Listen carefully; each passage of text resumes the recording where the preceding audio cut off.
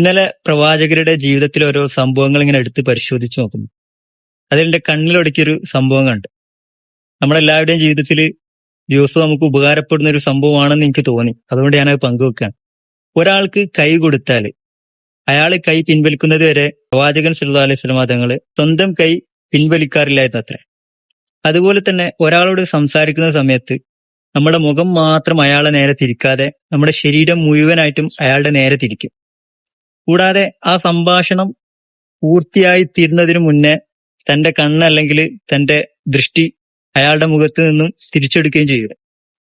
നമ്മളെ മുന്നിലിരിക്കുന്നത് ആരായാലും തങ്ങൾക്ക് ലോകത്ത് ഏറ്റവും പ്രിയപ്പെട്ടവരാണ് അവരെന്ന് തോന്നിപ്പിക്കുന്ന തരത്തിലുള്ള ഒരു ആദരവ് അല്ലെങ്കിൽ ഒരു പരിഗണന. ഇത് വായിച്ചപ്പോ റസൂൽ സല്ലല്ലാഹു അലൈഹി വസല്ലം തങ്ങളുടെ വലിയൊരു ലീഡർഷിപ്പ് ക്വാളിറ്റി ആയിട്ട് എനിക്ക് തോന്നുന്നു. കൂടാതെ കമ്മ്യൂണിക്കേഷൻ ഏറ്റവും യൂസ്ഫുൾ ആക്കാനുള്ള ഒരു മാർഗം കൂടിയാണിത്. കേൾക്കുക എന്നുള്ളതൊരു കലയാണ്. അതിന്റെ കൂടെ മറ്റൊരാൾക്ക് നൽകുന്ന പരിഗണനയുടെയും ആദരവിന്റെയും അടിസ്ഥാനത്തിൽ വലിയൊരു പുണ്യം കൂടിയാണ്.